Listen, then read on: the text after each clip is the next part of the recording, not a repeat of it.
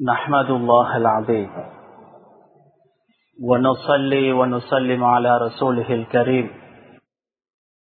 أما بعد فأعوذ بالله من الشيطان الرجيم بسم الله الرحمن الرحيم يا أيها الذين آمنوا اتقوا الله حق تقاته ولا تموتن إلا وأنتم مسلمون صدق الله العلي العظيم وقال النبي صلى الله عليه وسلم اتق الله حيثما كنت أو كما قال عليه الصلاة والسلام. மூல பிரபஞ்சத்தையும் படைத்து பரிபாலிக்கும் ரப்பல் ஆலமீன் அல்லாஹுக்கே எல்லா புகழும் புகழ்ச்சியும் அல்ஹம்துலில்லாஹ். நபிமார்கள் ரசூல்மார்கள் அனைவர்களுக்கும் தலைவராக அனுப்பப்பட்ட நபியே முஸ்தபா முஹம்மது ஸல்லல்லாஹு அலைஹி வஸல்லம் அவர்கள் மீதும் அவர்களை பின்பற்றி வாழ்ந்த சஹாபாக்கள், தாபிஈன்கள், தபா தாபிஈன்கள், ஸலஃபு ஸாலிஹீன்கள், அல்லாஹ்வுடைய அனைத்து நபியார்கள் மீதும் அவனது ஸலாத்தும் ஸலாமும் உண்டாவதாக. மதிப்புக்குரிய பெரியோர்களே, அன்புக்குரிய சகோதரர்களே, எல்லா சந்தர்ப்பங்களிலும் ரப்பல் ஆலமீன் அல்லாஹ்வை அஞ்சி பயந்து வாழுமாறு முதலாக எனக்கும் அப்பால் உங்களுக்கும் தக்வாவை கொண்டு வஸியத்தும் நஸீஹத்தும் செய்து கொள்கிறேன். கண்ணியத்துக்குரிய சகோதரர்களே, பெரியோர்களே, அன்பானவர்களே, அல்லாஹு சுப்ஹானஹு வ தஆலா இந்த ரமதானுடைய நோன்பை எங்களுக்கு ஏன் கடமையாக்கியிருக்கிறார்? இந்த நோன்பு கடமையாக்கப்பட்டதின் நோக்கம் என்ன? நபி ஆதம் அலைஹிஸ்ஸலாம் அவர்கள் தொடக்க இந்த பூமியில் கடைசியாக வாழக்கூடிய மனிதன் வரை அனைவர்களுக்கும் அல்லாஹ் நோன்பை கடமையாக்கியிருந்தான். யா அய்யுஹல்லதீன ஆமனூ குதிப அலைக்குமுஸ் ஸியாம், நோன்பு உங்களுக்கு கடமையாக்கப்பட்டிருக்கிறது.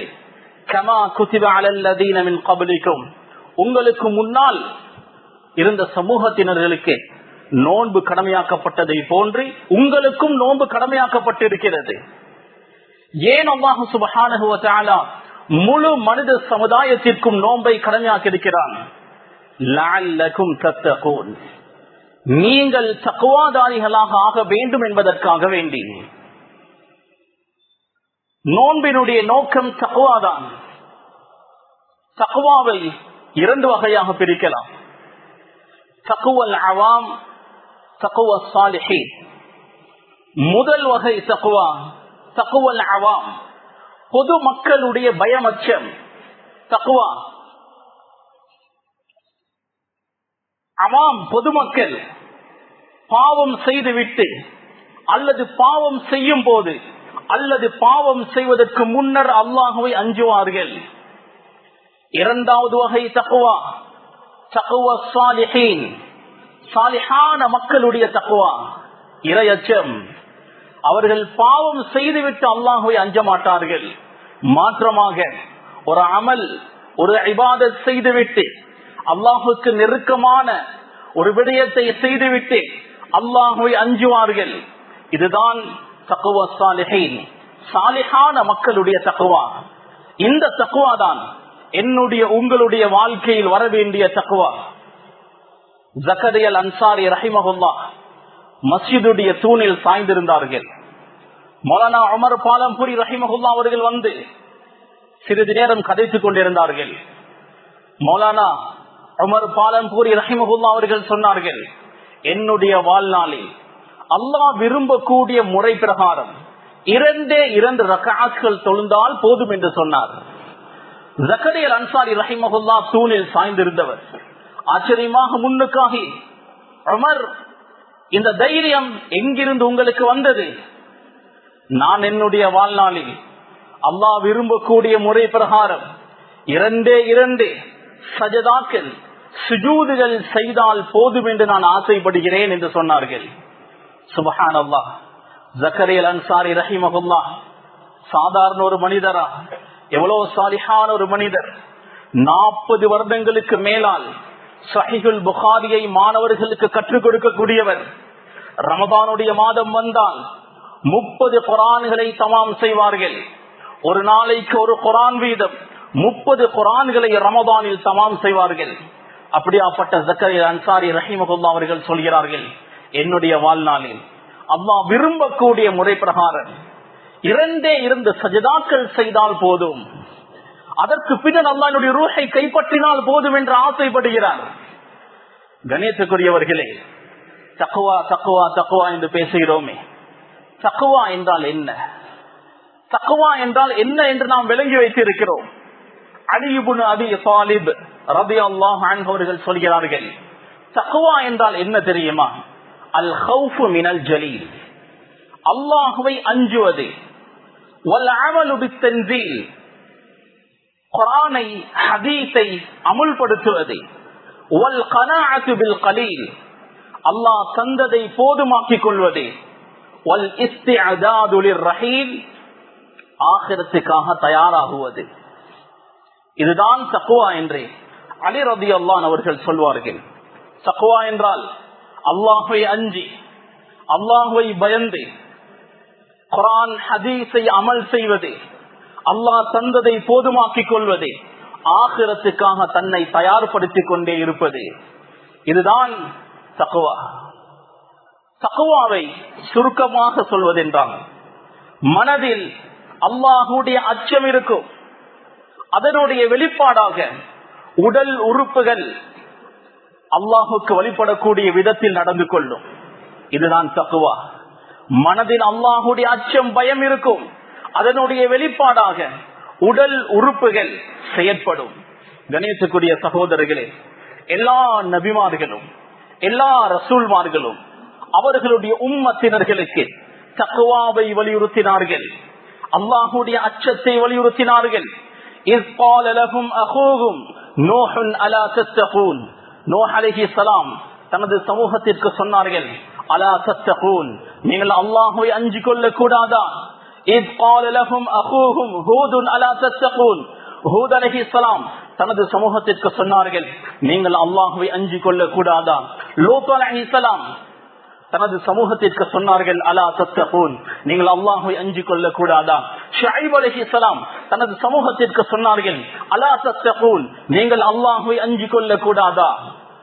وإبراهيم إذ قال لقومه, இப்ராஹிம் அலைஹிஸ்ஸலாம் தனது சமூகத்திற்கு சொல்கிறார்கள், உஅ்புதுல்லாஹ வத்தகூ, அல்லாஹ்வை வணங்குங்கள், அவனுக்கு மட்டுமே அஞ்சி நடந்து கொள்ளுங்கள். எல்லா நபிமார்களும் எல்லா ரசூல்மார்களும் அவர்களுடைய உம்மத்தினர்களுக்கு தக்வாவை வலியுறுத்தினார்கள். கண்ணியத்துக்குரியவர்களே, அல்லாஹ் சுப்ஹானஹு வ தஆலா குர்ஆனில் சொல்கிறான், வலகத் வஸைனா அல்லதீன ஊதுல் கிதாப மின் கப்லிக்கும் வ இய்யாக்கும், உங்களுக்கு முன்னால் யாருக்கெல்லாம் வேதம் கொடுத்தோமோ அவர்களுக்கும், வ இய்யாக்கும், குர்ஆன் அருளப்பட்ட உங்களுக்கும் நாம் வசியத்தாக சொல்கிறோம், அனித்தகுல்லாஹ், அல்லாஹ்வை அஞ்சி வாழுங்கள். ஒரு முஃமின் எப்போதும் தக்வாவோடு, அல்லாஹ்வுடைய இறையச்சத்தோடு, அல்லாஹ்வுடைய பயபக்தியோடு வாழ்வான். கணேசக்குரிய சகோதரர்களே, ஈசா அலைஹிஸ்ஸலாம் அவர்கள் அவருடைய ஹவாரியூன்களுக்கு நசீஹத்தாக சொல்வார்கள், ஹஷ்யத்துல்லாஹி வ ஹுப்புல் ஃபிர்தௌஸ் யுவர்ரிசானி ஸப்ர அலல் மஷக்கா வ யுபாஇதானி மினத் துன்யா.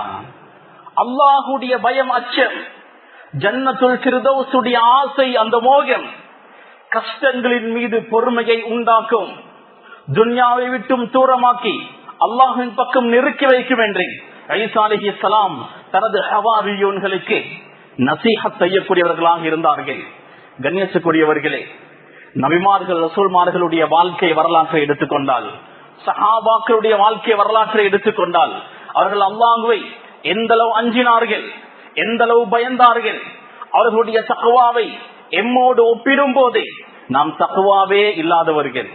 இந்த ரமதானுடைய நோக்கம், நோன்பினுடைய நோக்கம் தக்வா, லஅல்லக்கும் தத்தகூன். அல்லாஹ் தெளிவாக சொல்கிறான், நீங்கள் அல்லாஹ்வை அஞ்சி நடக்க வேண்டும் என்பதற்காக வேண்டிதான் இந்த நோன்பு. தக்வாவை உண்டாக்கிக் கொள்வதற்காக வேண்டிதான் இந்த நோன்பு. நபி இப்ராஹிம் அலைஹிஸ்ஸலாம் ஒரு நாள் அழுந்து கொண்டிருந்தார்கள். ஜிப்ரீல் அலைஹிஸ்ஸலாம் அவர்கள் வந்தார்கள். எனக்கு ஆச்சரியமாக இருக்கிறது, ஒரு கலீல் இன்னொரு கலீலை, ஒரு நண்பன் இன்னொரு நண்பனை பார்த்து பயப்படுவது எனக்கு ஆச்சரியமாக இருக்கிறது. இப்ராஹிம் அலைஹிஸ்ஸலாம் அவர்கள் சொன்னார்கள், இதா தக்கரத்து ஹதீஅதி நசீது ஹலீலி, என்னுடைய பாவங்களை நான் ஞாபகப்படுத்தி பார்த்தால் எனது நண்பனை நான் மறந்து விடுகிறேன். இப்ராஹிம் அலைஹிஸ்ஸலாம் உலுல் அஸ்ம், ஈமானில் பலமான 5 ரசூல்மார்களில் மிக முக்கியமானவர். அவர் என்ன பாவம் செய்திருக்க போகிறார்? அல்லாஹுடைய பயத்தினால், அச்சத்தினால் அழுந்தார்கள். இப்ராஹிம கலீலா, அல்லாஹ் சொல்கிறான், இப்ராஹீமை அல்லாஹ் உற்ற நண்பனாக எடுத்துக்கொண்டு விட்டான்.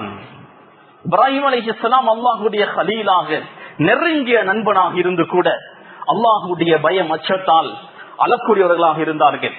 ரசூலுல்லாஹி ஸல்லல்லாஹு அலைஹி வஸல்லம் அவர்களை விட சிறந்த ஒரு தக்வாதாரி இல்லவே இல்லை. ரசூலுல்லாஹி ஸல்லல்லாஹு அலைஹி வஸல்லம் அவர்களே சொல்வார்கள், அன அத்காக்கும், மனிதர்களிலேயே நான் தான் அல்லாஹ்வை மிக அஞ்சக்கூடியவர்கள். சஹாபாக்களை பார்த்து சொல்வார்கள், உங்களை விட நான் தான் அல்லாஹ்வை அஞ்சக்கூடியவன், நான் தான் தக்வாதாரி. அந்த அளவுக்கு ரசூலுல்லாஹி ஸல்லல்லாஹு அலைஹி வஸல்லம் அவர்கள் அல்லாஹ்வை அஞ்சினார்கள், அல்லாஹ்வை பயப்பட்டார்கள். அப்படியாப்பட்ட ஸல்லல்லாஹு அலைஹி வஸல்லம் ஒவ்வொரு தொழுகைக்கு பின்னரும் துஆ செய்வார்கள். அல்லாஹும்ம இன்னி அஸ்அலுகல் ஹுதா வத்துகா வல் அஃபாஃப வல் கினா. யா அல்லாஹ், ஹுதாவை, நேர்வழியை கேட்கிறேன், அதே போன்று வத்துகா, தக்வாவை கேட்கிறேன், இறை அச்சத்தை கேட்கிறேன் என்று ஸல்லல்லாஹு அலைஹி வஸல்லம் அவர்கள் ஒவ்வொரு தொழுகைக்கு பின்னரும் தக்வாவை, இறை அச்சத்தை கேட்கக்கூடியவர்களாக இருந்தார்கள். சொல்வார்கள் ஸல்லல்லாஹு அலைஹி வஸல்லம், இத்தகில்லாஹ். முஆத் ரலியல்லாஹு அன்ஹு பார்த்து சொன்னார்கள், முஆதே இத்தகில்லாஹ ஹைதுமா குன்த், நீ எங்கிருந்த போதிலும் அல்லாஹ்வை அஞ்சி வாழ், அல்லாஹ்வை அஞ்சி நடந்து கொள். ஆயிஷா சித்திகா ரலியல்லாஹு அன்ஹா அவர்கள் அறிவிக்கிறார்கள், காற்று கொஞ்சம் வேகமாக வீசினால், மேகம் மூடினால், இருந்து விட்டால் ரசூலுல்லாஹி ஸல்லல்லாஹு அலைஹி வஸல்லம் அவர்கள் பயப்படுவார்கள், அங்கும் இங்கும் நடப்பார்கள், தொழுகையின் பக்கம் விரைவார்கள், அல்லாஹ்வுடைய அஸாப் இறங்கி விடுமோ என்று பயப்படுவார்கள். இதுதான் தக்வா சகோதரர்களே, அல்லாஹ்வுடைய இறையச்சம் என்பது இதுதான். ரசூலுல்லாஹி ஸல்லல்லாஹு அலைஹி வஸல்லம் அவர்கள் அல்லாஹ்வுக்கு ஒரு போதும் மாறு செய்ய மாட்டார்கள். மஅசூம், பாவத்தை விட்டும் பாதுகாக்கப்பட்டவர்கள். அப்படியாப்பட்ட ஸல்லல்லாஹு அலைஹி வஸல்லம் அல்லாஹ்வுடைய அஸாப் வந்து விடுமோ என்று அஞ்சினார்கள், பயந்தார்கள். சஹாபாக்களுடைய வாழ்க்கையை எடுத்துக்கொண்டால் ரலியல்லாஹு அன்ஹும் வரது அன், அல்லாஹ்வே சீல் குத்தி விட்டான், அவர்கள் அல்லாஹ்வை புரிந்து கொண்டு விட்டார்கள், அல்லாஹ்வும் இவர்களை புரிந்து கொண்டு விட்டான். சஹாபாக்கள் அல்லாஹ்வால் பொருந்து கொள்ளப்பட்டவர்கள், சொர்க்கத்தை கொண்டு நன்மாராயம் சொல்லப்பட்டவர்கள், இஸ்லாத்திற்காக தன்னுடைய உயிரையே தியாகம் செய்யக்கூடியவர்கள். அப்படியாப்பட்ட சஹாபாக்கள் ரலியல்லாஹு அஜ்மஈன் அவர்களை பார்த்து ஸல்லல்லாஹு அலைஹி வஸல்லம் அவர்கள் சொல்வார்கள், லவ் தஅலமூன மா அஅலம் லதஹிக்தும் கலீலா வலபகைதும் கஸீரா. எனக்கு தெரிந்ததெல்லாம் உங்களுக்கு தெரியும் என்றால் குறைவாக சிரித்திருப்பீர்கள், அதிகமாக அழுந்திருப்பீர்கள். தன்னுடைய வாழ்நாளை அல்லாஹுக்காக வேண்டியே செலவழிக்கக்கூடிய அந்த சஹாபாக்களை பார்த்து ரசூலுல்லாஹி ஸல்லல்லாஹு அலைஹி வஸல்லம் அவர்கள் சொல்கிறார்கள், எனக்கு மர்மை சம்பந்தமாக தெரிந்த விடயங்கள் எல்லாம் உங்களுக்கு தெரியும் என்றால் குறைவாக சிரிப்பீர்கள், அதிகமாக அழுந்திருப்பீர்கள். கணியத்துக்குரிய சகோதரர்களே, பெரியோர்களே, சஹாபாக்கள் அல்லாஹ்வை மிக அஞ்சக்கூடியவர்களாக இருந்தார்கள். அபூபக்கர் சித்திக் ரலியல்லாஹு அன்ஹு அவர்கள், ஆயிஷா சித்திகா ரலியல்லாஹு அன்ஹா அறிவிக்கிறார்கள், என்னுடைய தந்தை அபூபக்கர் வீட்டுக்கு முன்னால் ஒரு திண்ணை இருக்கும், அந்த திண்ணையில் தஹஜ்ஜுடைய நேரம் முஸல்லாவை விரிப்பார்கள், தக்பீரை கட்டினால் அழுந்து அழுந்து தொழுவார்கள், அல்லாஹ்வுடைய அச்சத்தால் கண்ணீர் வடியும். உஸ்மான் ரலியல்லாஹு அன்ஹு தஹஜ்ஜுடைய தொழுகைக்காக மிஹ்ராபுக்குள்ளால் போவார்கள், பாம்பு கொத்தினால் ஒருவன் எப்படி தடமாறுவானோ, குதிப்பானோ, பதறுவானோ, அப்படி பதறிக்கொண்டு தொழுவார்கள், அல்லாஹ்வுடைய பயம் அச்சத்தால். கணேசக்குரியவர்களே, உமர் ரலியல்லாஹு அன்ஹு குர்ஆனை ஓதிக்கொண்டிருக்கிறார்கள். இன்ன லதைனா அவ்காலா வ ஜஹீமா, நரகம் சம்பந்தமான வசனங்கள் வருகிறது. ஓதிக்கொண்டிருந்த உமர் ரலியல்லாஹு அன்ஹு அவர்கள் மயங்கி விழுந்தார்கள். உமர் ரலியல்லாஹு அவர்கள் எவ்வளவு கம்பீரமானவர்கள், ஆனால் அல்லாஹ்வை அஞ்சக்கூடியவர்களாக இருந்தார்கள். நரகத்துடைய வசனம் வரும் போது மயங்கி விழக்கூடிய அளவுக்கு அல்லாஹ்வை அஞ்சினார்கள். ஒரு தடவை இரவுடைய நேரம் உமர் ரலியல்லாஹு அன்ஹு அவர்கள் தனது ஆட்சிக்குட்பட்ட பகுதியை சுற்றி பார்த்து கொண்டிருந்தார்கள். கழுதையில் பயணம் செய்து எல்லா இடங்களையும் பார்த்து கொண்டிருக்கிறார்கள். அந்த நேரம் ஒரு வீட்டில் குர்ஆனுடைய சத்தம் கேட்கிறது. ஒருவர் தொழுகையில் இருந்து குர்ஆனை ஓதிக் கொண்டிருக்கிறார். இன்ன அஸாப ரப்பிக லவாகிஅ மா லஹு மின் தாஃபிஅ, உமது ரப்புடைய அஸாப் தண்டனை நிச்சயமாக நிகழும், அதை தடுக்கக்கூடியவர் எவரும் இல்லை என்ற அந்த வசனத்தை கேட்ட உமர் ரலியல்லாஹு அன்ஹு கழுதையில் இருந்து இறங்கினார்கள். பக்கத்தில் ஒரு தூண் இருந்தது. அந்த தூணை கட்டி பிடித்துக் கொண்டார்கள். அழுந்து அழுந்து அப்படியே மயக்கமானார்கள். அதற்கு பின்னர் சுமார் 1 மாத காலமாக படுத்த படுக்கையாக இருந்தார்கள். எல்லாரும் நோய் விசாரிக்க வந்தார்கள். ஆனால் யாருக்கும் தெரியாது உமர் ரலியல்லாஹு அவர்களை படுத்த படுக்கையாக்கியது எது? இந்த குர்ஆனுடைய வசனம் தான் உமர் ரலியல்லாஹு அவர்களை படுத்த படுக்கையாக்கியது. அந்த அளவுக்கு அல்லாஹ்வை அஞ்சினார்கள். உமர் ரலியல்லாஹு அவர்கள் அடிக்கடி சொல்வார்கள், யா லைதனி லம் தலித்னி உம்மி, என்னை என்னுடைய தாய் பெறாமல் இருந்திருந்தால் நல்லமே, என்னுடைய முடிவு என்னவாகுமோ என்று உமர் ரலியல்லாஹு அவர்கள் பயப்படுவார்கள். வாழ்க்கை பூராக அல்லாஹுக்கு அஞ்சி வாழக்கூடியவர்கள், வாழ்க்கை பூராக இஸ்லாத்திற்காக வேண்டியே தியாகம் செய்தவர்கள், மறுமையை நினைத்து மௌத்துக்கு பின்னால் என்ன நடக்கும் என்று நினைத்து நினைத்து பயந்தார்கள். கணேசக்குரிய சகோதரர்களே, உமர் ரலியல்லாஹுடைய கண்களுக்கு கீழால் 2 மாக்குகள் இருந்தது, 2 கோடுகள் இருந்தது. அபூபக்கர் சித்திக் ரலியல்லாஹு அவர்கள் சொத்தானவர்கள், அவர்கள் அழுவதை எல்லாரும் பார்த்திருக்கிறார்கள். உமர் ரலியல்லாஹு அவர்கள் கம்பீரமானவர்கள். அப்படி இருந்தும் அல்லாஹுடைய பயமச்சத்தால் அழுந்து அழுந்து கண்ணில் 2 கோடுகள், கண்களுக்கு கீழால் 2 கோடுகள், கண்ணீர் வடிந்த அடையாளங்கள். அல்லாஹுடைய பயத்தால் அழுந்தார்கள். ஒரு தடவை உமர் ரலியல்லாஹு அவர்கள் அவருடைய ஆட்சிக்குட்பட்ட பகுதியை சுற்றி பார்த்து கொண்டிருக்கும் போது ஒரு வீட்டில் இருந்து ஒரு தாயும் மகளும் பேசிக் கொள்கிறார்கள். தாய் சொல்கிறார், அமீருல் முஃமினீன் இங்கு இல்லையே, கலீஃபா இல்லையே, இந்த பாலில் தண்ணீரை கலந்தால் அவருக்கு தெரியவா போகிறது? மகள் சொல்கிறாள், அமீருல் முஃமினீன் பார்க்கவில்லை என்றாலும் அல்லாஹ் எங்களை பார்த்து கொண்டிருக்கிறான். உமர் ரலியல்லாஹு அவர்கள் தன்னுடைய மகனுக்கு இது போன்ற ஒரு சாலிஹான ஒரு பெண்ணை தான் தேடிக்கொண்டிருந்தார்கள். கலீஃபா 3/2 பகுதியை ஆட்சி செய்யக்கூடிய அரசன் உமர் ரலியல்லாஹு அன்ஹு ஒரு குடிசை வீட்டுக்கு பெண் கேட்டு செல்கிறார்கள். மகனுக்கு திருமணம் செய்து வைக்கிறார்கள். அவர்கள் இருவர்களுக்கும் ஒரு ஆண் குழந்தை பிறக்கிறது. அவர்தான் Umar ibn Abdul Azeez ரஹிமஹுல்லாஹ். Umar ibn Abdul Azeez ரஹிமஹுல்லாஹ் உமரே சானி என்று வர்ணனை செய்யப்படக்கூடிய அளவுக்கு நீதமான ஒரு ஆட்சியாளர், சிறந்த ஒரு மனிதர். உமர் இப்னு அப்துல் அசீஸ் ரஹிமஹுல்லாஹ் அவருடைய ஆட்சியுடைய காலத்தில் ஒரு நாள் ஒரு தூதுவர் வருகிறார். ஒரு விளக்கு பத்த வைத்திருந்தார். அது சரியாக பத்தல்ல. அரசாங்கம் சம்பந்தமான விஷயங்களை பேசும் போது இன்னொரு விளக்கை பத்த வைத்தார்கள். அது நன்றாக எரிந்தது. அந்த தூதுவர் சொன்னார், இதையே பற்ற வைத்தால் நல்லுமே. உமர் இப்னு அப்துல் அசீஸ் ரஹிமஹுல்லாஹ் அவர்கள் சொன்னார்கள், இது அரசாங்க பணத்தினால் வாங்கியது, அரசாங்க தேவைக்காக மட்டுமே பாதிக்கப்பட வேண்டும். முன்னால் பற்ற வைத்திருந்தது என்னுடைய பணத்தால் எனது தேவைகளுக்காக வாங்கியது, என்னுடைய தேவைக்கு அரசாங்கத்தினுடைய விளக்கை பற்ற வைக்க முடியாது என்று சொன்னார்கள். உமர் இப்னு அப்துல் அசீஸ் ரஹிமஹுல்லாஹ்வுடைய மனைவி சாலிஹான ஒரு பெண், ஃபர்தாவுடைய விடயத்தில் மிக பேணுதலான ஒரு பெண். அவருடைய வரலாற்றை எழுதும் போது, அவர் வீட்டில் இருக்கும் போது திடீரென்று ஒரு அஜ்னபியத்தான ஒரு ஆண் வந்து விட்டார்.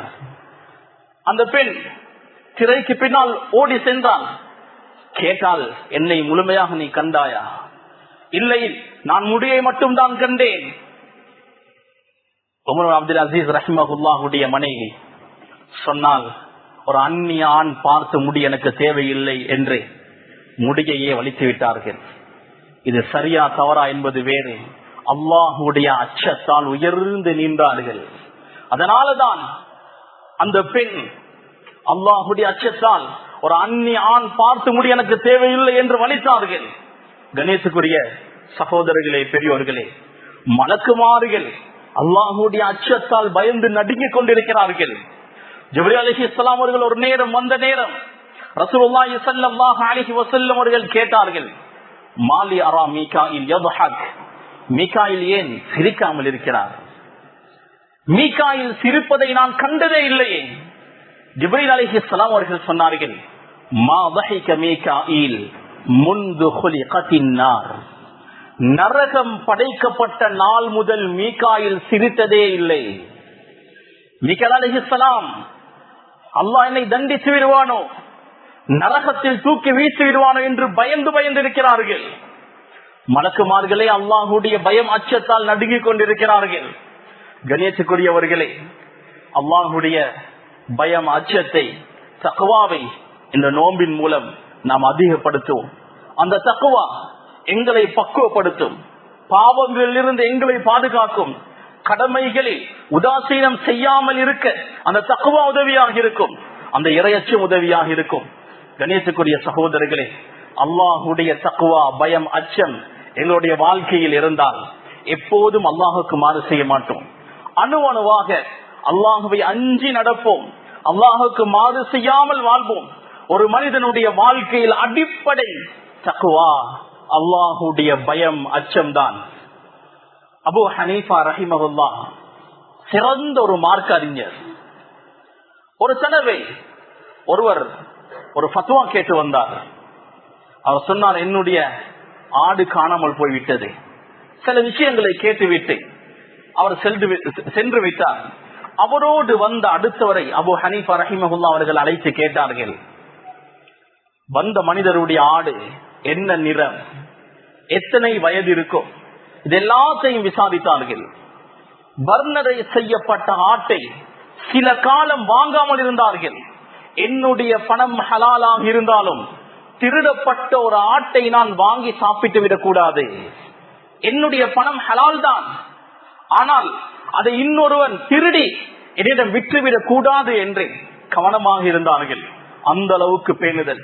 அபூ ஹனீஃபா ரஹிமஹுல்லாஹ் அவர்கள் ஒரு புடவை கடை வைத்திருந்தார்கள். புடவை வியாபாரி. வளமையாக மக்ரிபுடைய நேரம் கடையை அடைப்பார்கள்.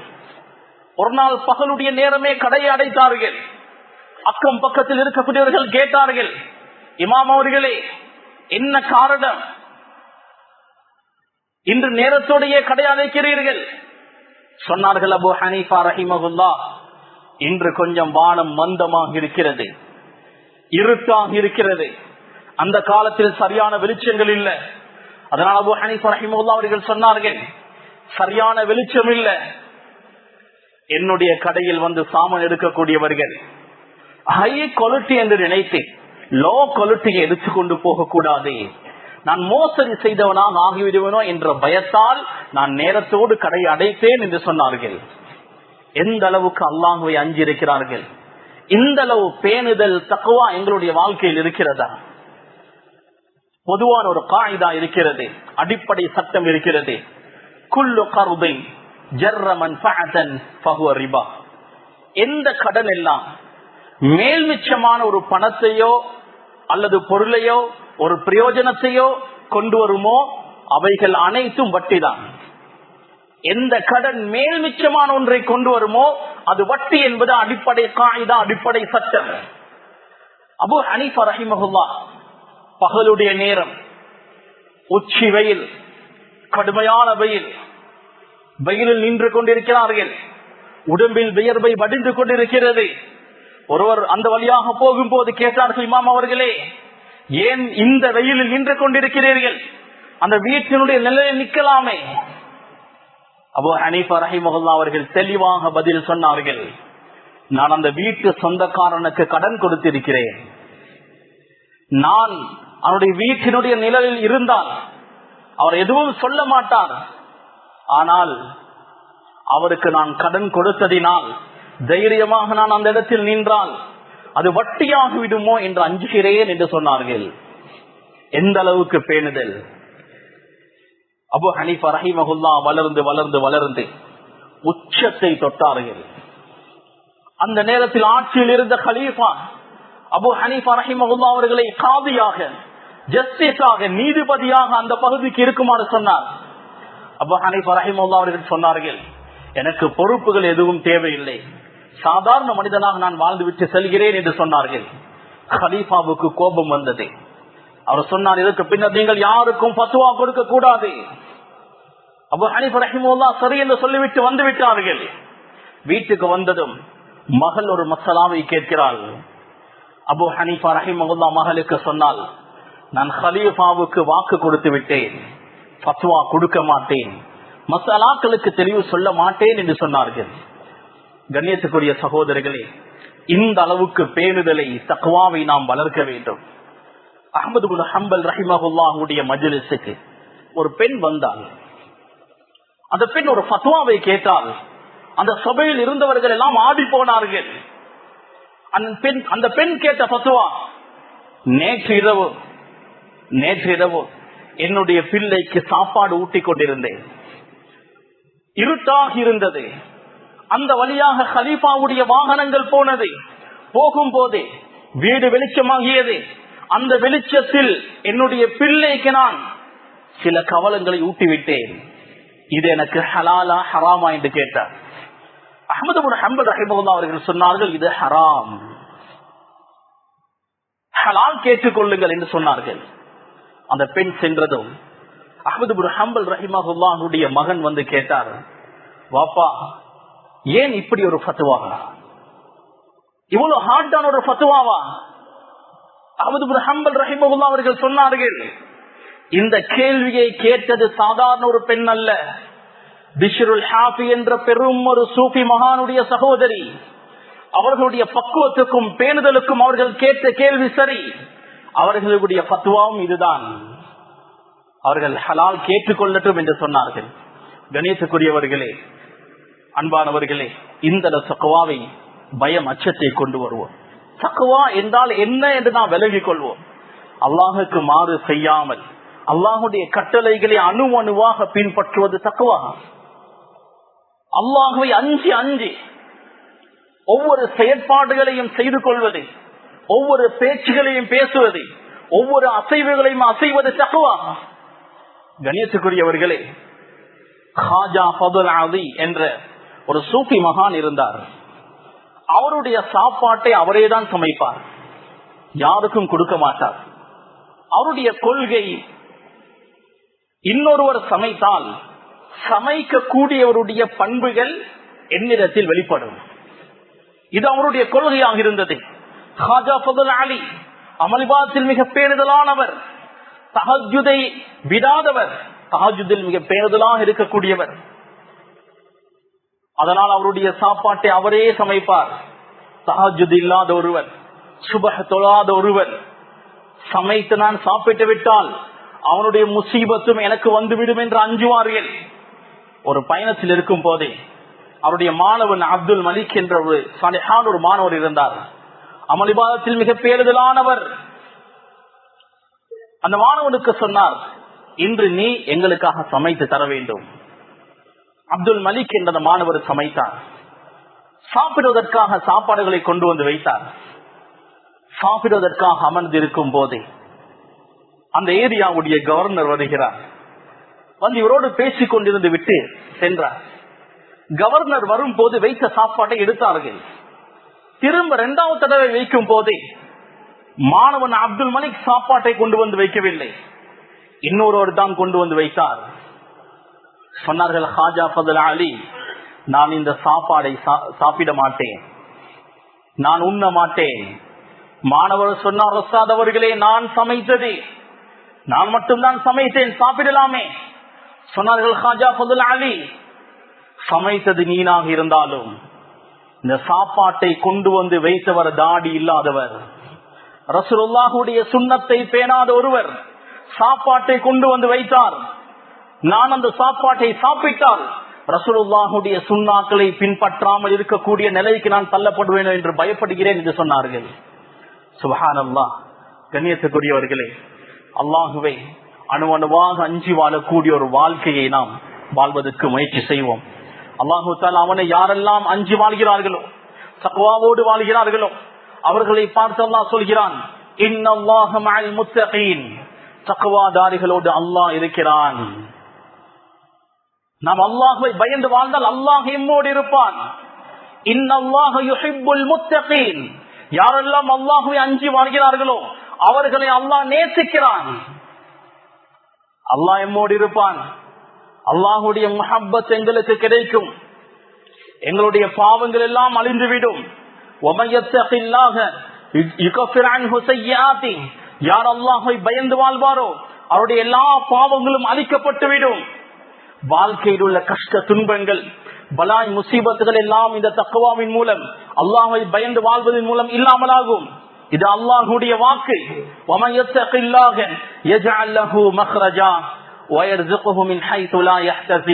யார் அல்லாஹ்வை அஞ்சி வாழ்வாரோ அவருக்கு அல்லாஹ் எல்லா பிரச்சனைகளிலிருந்து விமோசனத்தை கொடுப்பான்.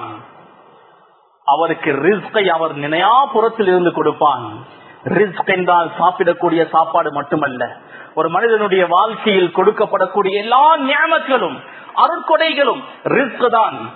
அல்லாஹ்வை அஞ்சி வாழும் போது அல்லாஹ் அவனுடைய நியமங்களை அருட்கொடைகளை தாராளமாக எங்களுக்கு தருவான். எந்த பலாய் முசீபத்துகள் கஷ்ட துன்பம் இல்லாத வாழ்க்கையை வாழலாம். யாரெல்லாம் வாழ்க்கையில் கஷ்டம், வாழ்க்கையில் சோதனைகள், கஷ்ட துன்பங்கள், நோய் நொம்பலங்கள், பிரச்சனைகளை யாரெல்லாம் புலம்புகிறார்களோ அவர்கள் அல்லாஹ்வை அஞ்சி வாழ்ந்தால் எல்லா கஷ்ட துன்பங்களும் இல்லாமல் ஆகிவிடும். எனவே அல்லாஹ் சுப்ஹானஹு வ தஆலா சொல்கிறான், ஃபமனித்தகா வ அஸ்லஹ ஃபலா கௌஃபுன் அலைஹிம் வலா ஹும் யஹ்ஸனூன். யாரெல்லாம் அல்லாஹ்வை அஞ்சி தக்வாவை தன்னுடைய வாழ்க்கையை கொண்டு வந்து தன்னுடைய வாழ்க்கையை மாற்றிக் கொள்வாரோ, அதுக்கு முன்னால் உள்ள வாழ்க்கை அவர் வேறு விதமாக வாழ்ந்திருக்கலாம். அல்லாஹுடைய அச்சத்தை கொண்டு வந்து தன்னுடைய வாழ்க்கையை யார் சீர்திருத்தம் செய்து கொள்வாரோ அவர் மௌத்துடைய நேரம், கபருடைய நேரம், மஹ்ஷருடைய மைதானத்தினுடைய நேரம் அவருக்கு எந்த பயமும் இருக்காது, கவலைப்படவும் மாட்டார், அவர் சுவர்க்கம் செல்வார். கண்ணியத்துக்குரிய சகோதரர்களே, பெரியவர்களே, அன்பானவர்களே, ஃபுதைல் அய்யாத் ரஹிமஹுல்லாஹ் ஒரு திருடர் ஆரம்ப காலத்தில் திருடுவதற்காக ஒரு வீட்டினுடைய ஓட்டை பிரித்து இறங்கினார்கள். ஒரு வயோதிபர் குர்ஆனுடைய வசனத்தை ஓதிக்கொண்டிருக்கிறார். அலம் யஅனில்லதீன ஆமனு அன் தக்ஷஅ குலூபுஹும் லிذிக்ரில்லாஹ், அல்லாஹ்வுடைய ஞாபகத்தால் உள்ளங்கள் நடுங்குவதற்கு நேரம் வரவில்லையா என்ற குர்ஆனுடைய வசனத்தை கேட்டதும் திருடுவதற்காக சென்ற ஃபுதைல் அய்யாத் அந்த இடத்திலே உட்கார்ந்து விட்டார்கள். தௌபா செய்தார்கள். பிற்காலத்தில் பெரும் ஒரு இமாமாக மாறினார்கள். அல்லாஹ் தஆலா இந்த ரமதானுடைய மாதத்தை எங்களுக்கு தந்திருப்பது இது தௌபாவுடைய ஒரு சந்தர்ப்பம். அதனால் இந்த பாக்கியத்தை பாக்கியமாக கருதி தௌபா செய்து அல்லாஹ்வின் பக்கம் மீண்டு தக்வாவுடைய வாழ்க்கை மௌத்து வரை வாழ்வோம். ரமதானோடு பெருநாளோடு எங்களுடைய இந்த தக்வாவுடைய வாழ்க்கையை விட்டுவிட்டு பழையபடியே திரும்பி விடாமல் மௌத்து வரைக்கும் தக்வாவுடைய இறையச்சத்துடைய வாழ்க்கையை நாம் வாழ்வதற்கு முயற்சி செய்வோம். ரப்பல் ஆலமீன் இந்த ரமதானுடைய மாதத்தில் பூர்த்தியான தக்வாவை இறையச்சத்தை பெற்றவர்களாக எங்களை ஆக்குவானாக. ரப்பே ரஹ்மானே, இந்த ரமதானுடைய எல்லா அஜர்களையும் சாபுகளையும் தருவாயாக. ரப்பே உனது ரஹ்மத்தை தருவாயாக, மக்பிரத்தை தருவாயாக, நரக விடுதலையை தருவாயாக, சுவர்க்கத்தை எங்களுக்கு வாஜிபாக்குவாயாக. ரப்பே உன்னுடைய கடைசி நேரத்தை சிறப்பாக்கி வைப்பாயாக. துன்யாவில் கஷ்டம் இல்லாத துன்பம் இல்லாத வாழ்க்கையை எங்களுக்கு நசீவாக்குவாயாக. தொழில் வியாபாரங்களில் எங்களுக்கு பரக்க செய்வாயாக. குடும்ப வாழ்க்கையில் உள்ள கஷ்ட துன்பங்களை நீக்குவாயாக. சந்தோஷமான வாழ்க்கையை துன்யாவில் ஆகிரத்திலும் நசீவாக்குவாயாக. கடைசி நேரத்தை சிறப்பாக்கி வைப்பாயாக. கலிமாவுடைய மௌத்தை தருவாயாக. கபருடைய வேதனை விட்டு எங்களை பாதுகாப்பாயாக. மஹ்ஷருடைய மைதானத்தில் தலைக்குறியை விட்டு எங்களை பாதுகாப்பாயாக. மஹ்ஷருடைய மைதானத்தில் ரசூலுல்லாஹி ஸல்லல்லாஹு அலைஹி வஸல்லம் கரத்தினால் நீர் அருந்தக்கூடிய பாக்கியத்தை தருவாயாக. ரப்பே ரஹ்மானே, நரகத்தை எங்களுக்கு ஹராமாக்குவாயாக, சுவர்க்கத்தை எங்களுக்கு வாஜிபாக்குவாயாக. ரப்பே, சுவர்க்கத்தில் அந்த முனாஜாவை லிகாவை எங்களுக்கு நசீபாக்குவாயாக. உனக்கு நெருக்கமான அடியார்கள் அந்த பாக்கியத்தை பெறுவார்கள். ரப்பே, அப்படியாப்பட்ட நெருக்கமான அடியார்களாக எங்களை ஆக்கி உனது லிகாவை ஒவ்வொரு நாளும் பல தடவைகள் எங்களுக்கு நசீபாக்குவாயாக. இந்த சிறிய துஆவை உனது தனிப்பெரும் தீர்ப்பினால் ஏற்றுக்கொள்வாயாக. ஆமீன். வாஹிர் தஅவானா அல்ஹம்துலில்லாஹி ரப்பில்